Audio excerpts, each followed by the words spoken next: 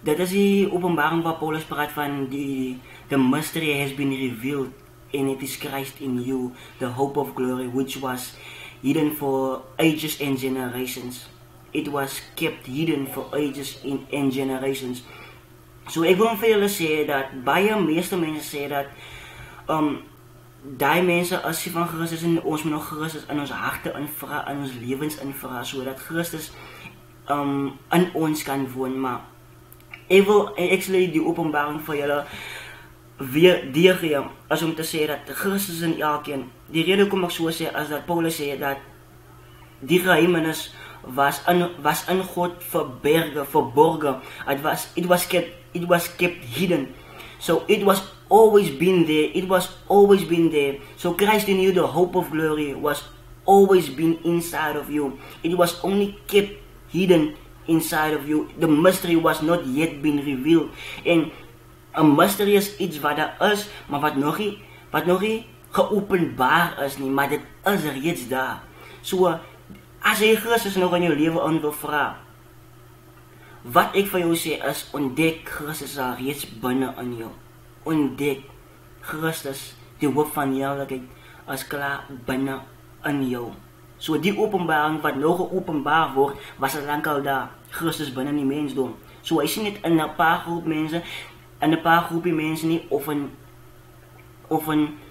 die mense wat julle sien keer toe gaan met die Bybel onder die arm, dit is nie net in hulle nie, Christus is in elke mens, die een wat leeg, die een wat dronk is op die straat, die een wat vermoor Christus is binne in hom, en dis hoe lief pa ons Heer het, sy liefde binne ons, is amazing.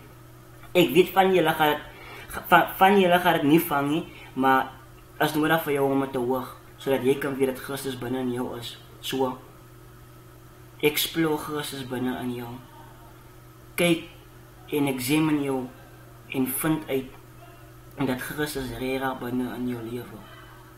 En slaan ag op sy liefde binne in jou.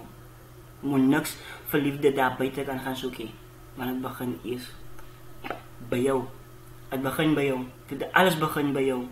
Eerste stap wat jy stap, begin by jou. Keuses wat jy maak, begin by jou. So ontdek Christus is binne in jou. Moet dit iewers anders gaan ontdek nie, ontdek dit binne in jou. As jy klaar geontdek het binne in jou, ontdek dit in iemand anders. Dink net aan 'n situasie waar 'n familie die mees belangrikste ding is in lewe. En ons as mensdom het net een pa, en dit is die pa van lig.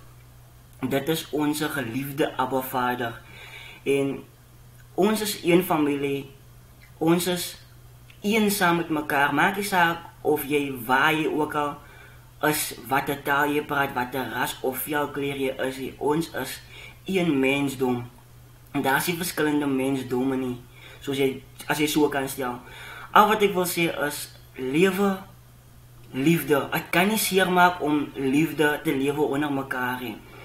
Ek wil nie ons moet nie tot die extent gaan waar ons mekaar so lief het dat ons binne mekaar se business is van ek wil jou help en jy wil my help, en die liefde moet so in jou hart werk. Begin en kyk aan jouself as jy is die meesterstuk van wat ons pa gemaak het, en ons is gemaak vir liefde, en ons is gemaak om verlief te raak op mekaar, en as ons die liefde gaan lewe om mekaar, dan pretend is om iets anders te wees, as wat ons nooit gemaak het om te wees nie. So, al wat ek sê is lewe liefde, ons is een familie, en laat liefde saak maak, niks anders nie, laat liefde saak maak, en jy is 'n meesterstuk, jy is pragtig, en jy is die moeite werd om liefde te lewe.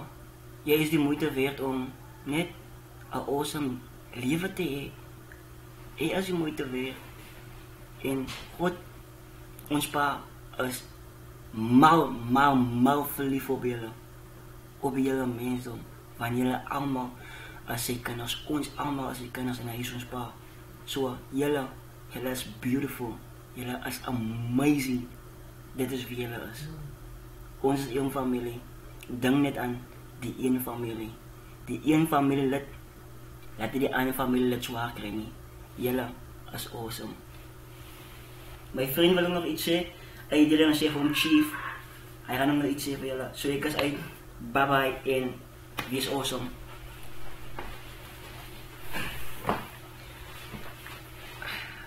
Wat ek graag wil sê is dat mense leef die volheid van Christus binne in julle. Die dag toe hy verkaard op die kruis, sy finish work, toe hy kom een word met die hele mensdom, toe hy die hele mensdom include met sy liefdesdom wat hy het vir die mensdom. God se gedagte oor ons as mensdom is op net liefde, vaderskap, eenheid. Hy is die standpunt binne in jou lewe, binne elkeen se lewe. Leef net sy volheid binne in jou. Wees lief vir mekaar. Die liefde wat mekaar verdra. En nie wat mekaar afstaan. Ek meen maar, liefde verdra mekaar. Deur alle omstandighede. In het binde verhouding, deur kommunikasie. So ja, dis al wat ek kan sê is, God is lewe. En hy lewe by ons is.